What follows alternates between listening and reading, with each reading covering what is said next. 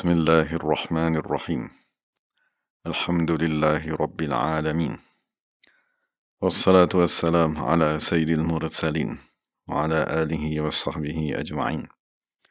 Rabbi shrah lana sudurana wa yassir lana umurana wahlul 'uqdatam min alsinatina yafqahu aqwalana wa thabbit aqdamana wa tammim taqsirana ya rabbana rabbal alamin. La hawla wa la quwwata illa billahil aliyyil azim. La hawla wa la quwwata illa billah. La hawla wa la quwwata illa billahil aliyyil azim. Amma ba'd. Allahumma salli wa sallim wa barik ala sayyidina Muhammadin wa ala ali sayyidina Muhammad. Astaghfirullah alladhi la ilaha illa huwa ar-rahmanir rahim. Al-hayyul qayyum alladhi la yamut wa atubu ilaih. Allahumma ighfir lana. Alhamdulillah, kita bersyukur kepada Allah Subhanahu wa taala kerana sama-sama dalam pengajian kitab Qala'idul Jawahir pada menceritakan tentang riwayat hidup Sultan al-Awliya Al-Qutbur Rabbani Syekh Muhyiddin Syekh Abdul Qadir Al-Jailani radhiyallahu anhu. Kitab ini dikarang oleh Syekh Muhammad ibn Yahya At-Tadafi Al-Hambali radhiyallahu anhu. Jadi, alhamdulillah, kita dah sampai pada muka surat yang ke-15. Jadi penulis kitab berkata, sesungguhnya syekh-syekh yang berada di zaman Syekh Abdul Qadir Jailani yuthnuna alaihi, sentiasa memuji Syekh Abdul Qadir dan mereka mengagungkannya dan mereka beradab dengan Syekh Abdul Qadir di dalam majlisnya. Jadi ini difahami daripada perkataan Syekh ni bahawa seseorang guru tadi dia akan diiktiraf oleh ahli zamannya. Sebagai Imam Syafi'i diiktiraf oleh ahli zamannya, sebagai Imam Abu Hanifah, sebagaimana Imam Nawawi radhiyallahu anhum. Itulah tanda seseorang tadi dimuliakan di sisi Allah Subhanahu wa taala apabila dia tadi diterima di sisi ulama-ulama di zamannya. Adapun murid-murid kepada Syekh Abdul Qadir Jailani, maka tidak dapat dibilang bilangan mereka yang terlampau banyak. Jadi mereka ialah manusia yang bahagia di dunia dan di akhirat. Tidak akan mati salah seorang pun daripada mereka, melainkan apabila telah dikurniakan dengan taubat daripada Allah Subhanahu wa taala. Dan diberikan kepada murid Syekh Abdul Qadir Jailani dan murid kepada muridnya sampai kepada 7 generasi, mereka tadi akan dikurniakan masuk ke dalam syurga Allah Subhanahu wa taala. Dan Syekh Ali Gharnafi radhiyallahu anhu dia berkata, Syekh Abdul Qadir Jailani radhiyallahu anhu berkata, aku bertanya Malikan khazinan nar.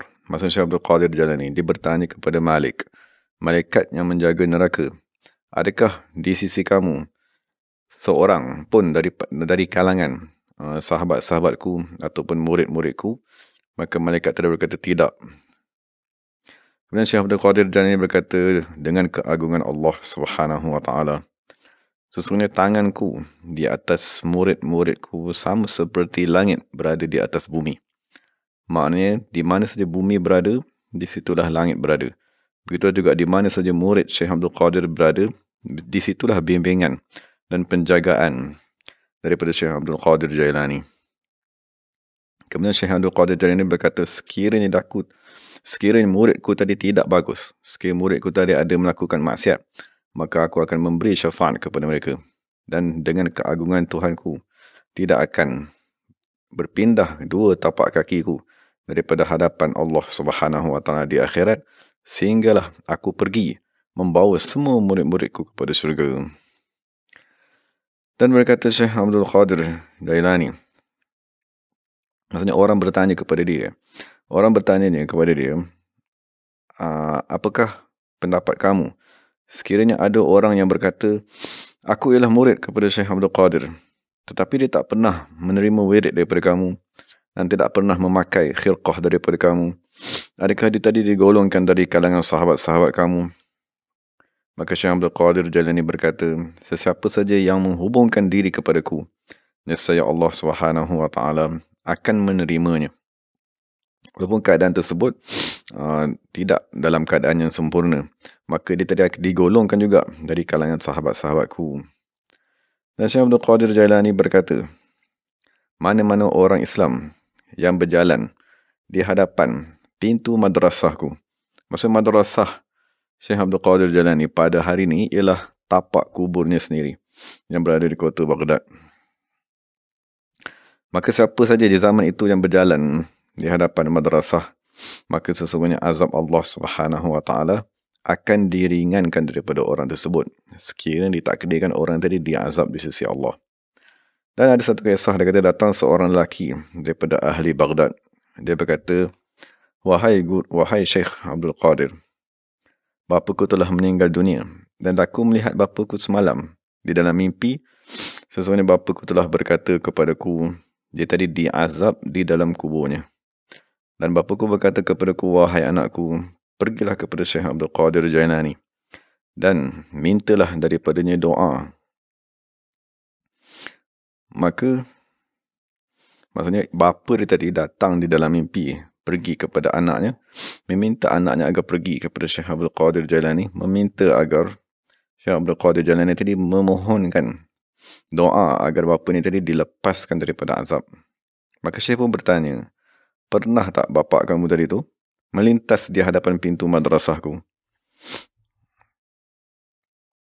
Maka anak tadi berkata, ya pernah.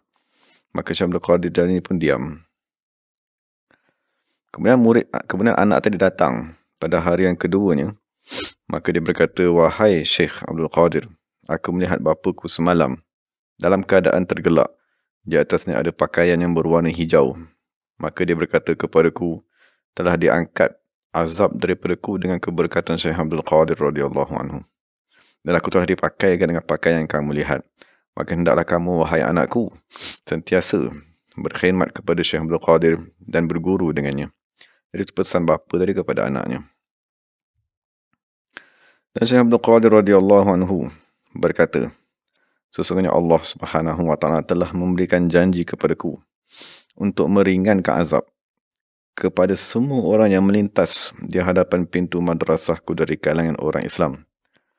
Dan pernah dikatakan kepada Syekh Abdul Qadir, didengar satu jeritan orang yang telah meninggal dunia daripada kuburnya di tanah perkuburan Babul Azuj.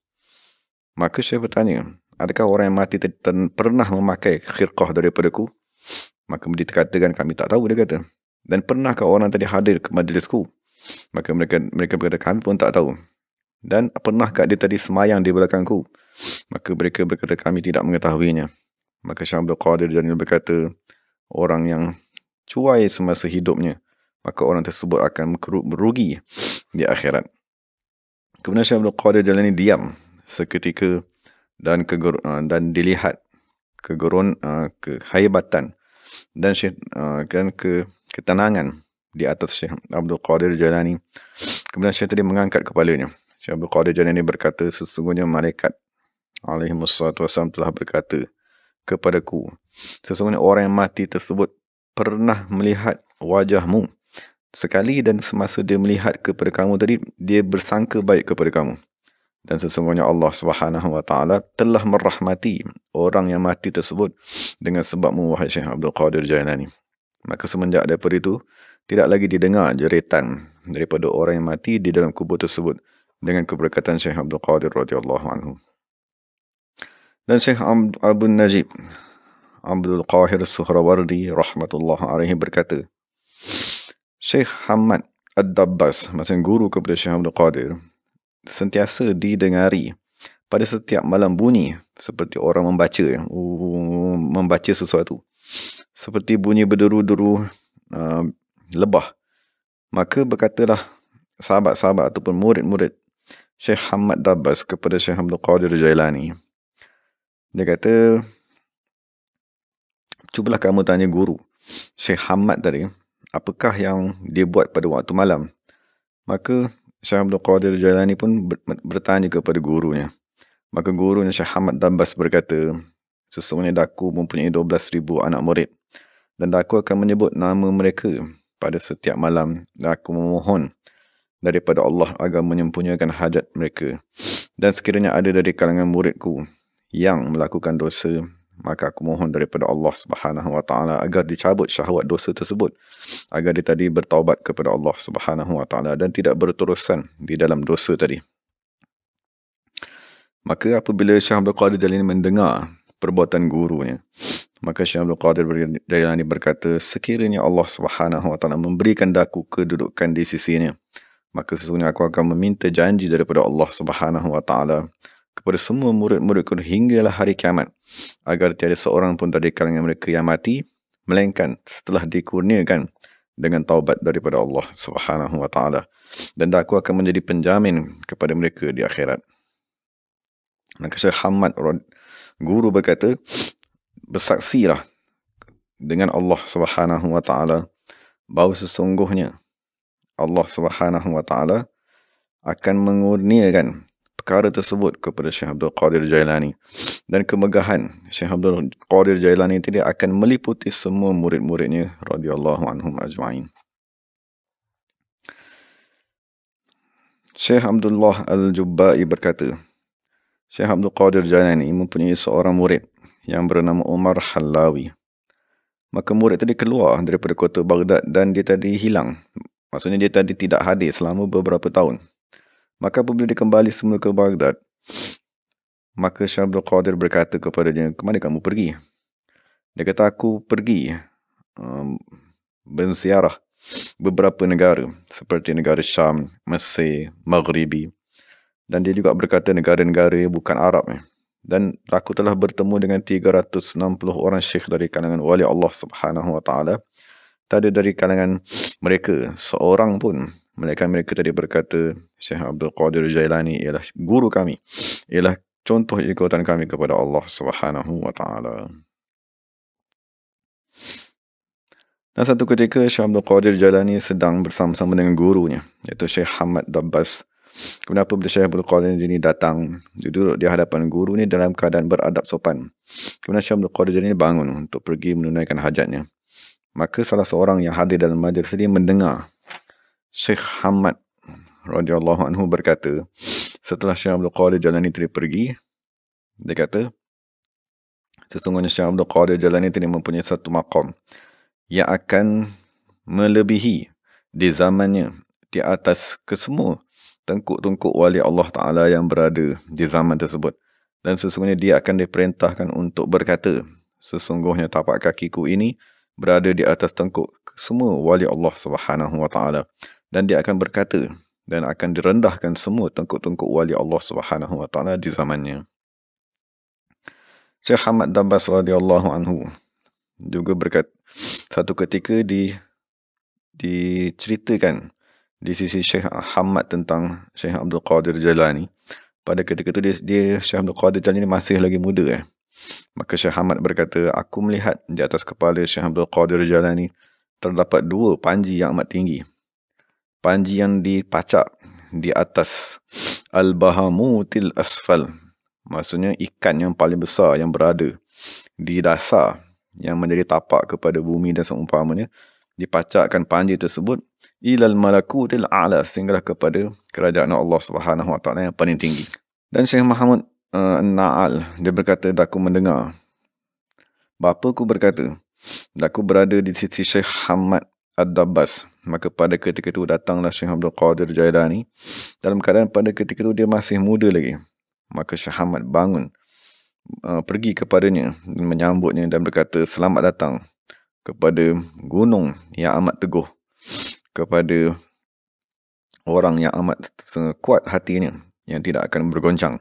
Lalu guru tadi meminta agar Syekh Abdul Qadir Jailani duduk di sebelahnya.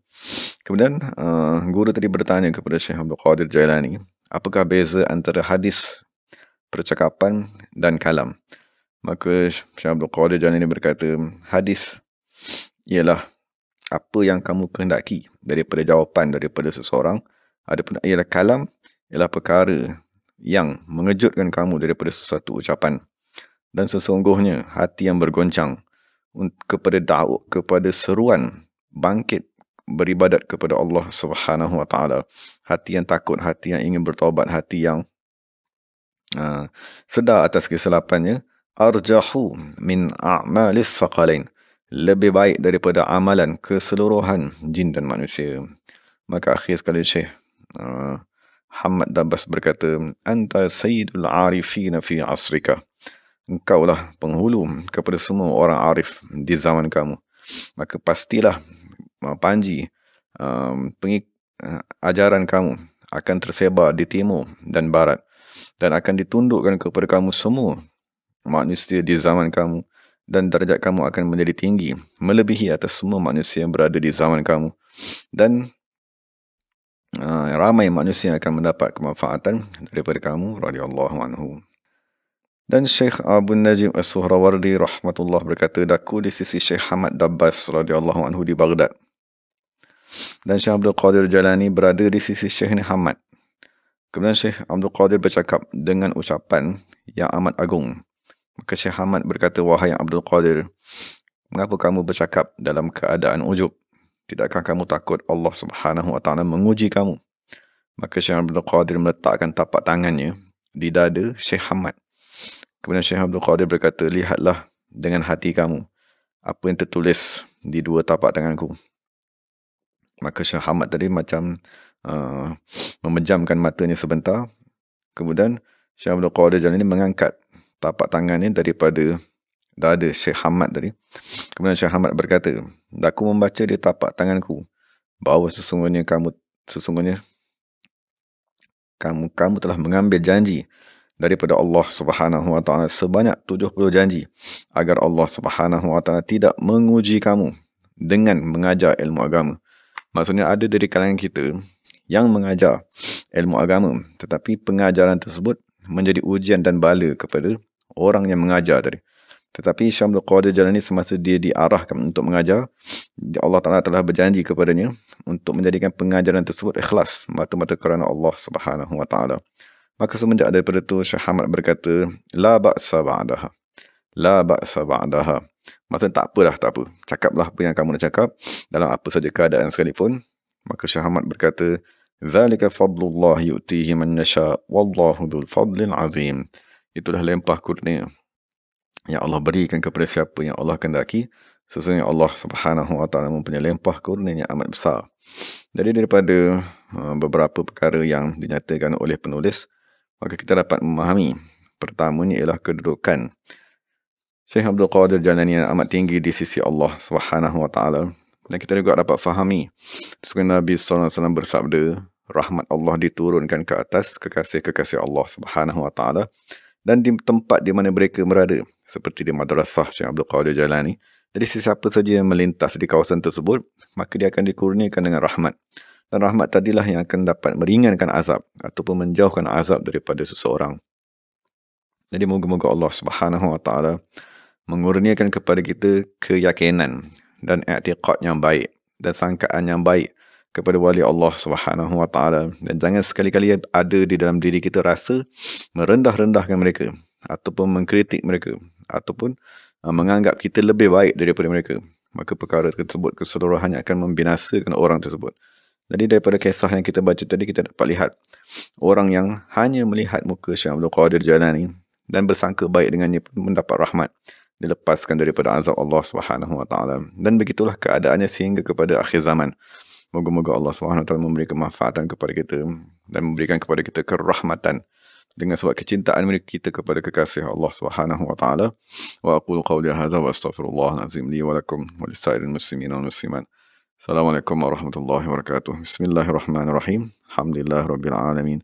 Wassalatu wassalamu ala sayyidil mursalin wa ala alihi wa sahbihi ajma'in. ربنا ظلمنا أنفسنا وإن لم تغفر لنا وترحمنا لنكونن من الخاسرين. ربنا آتنا في الدنيا حسنة وفي الآخرة حسنة وقنا عذاب النار. وصلى الله على سيدنا محمد النبي الأمي وعلى آله وصحبه وسلم. والحمد لله رب العالمين. Terima kasih kepada semua sahabat-sahabat. Assalamualaikum warahmatullahi wabarakatuh.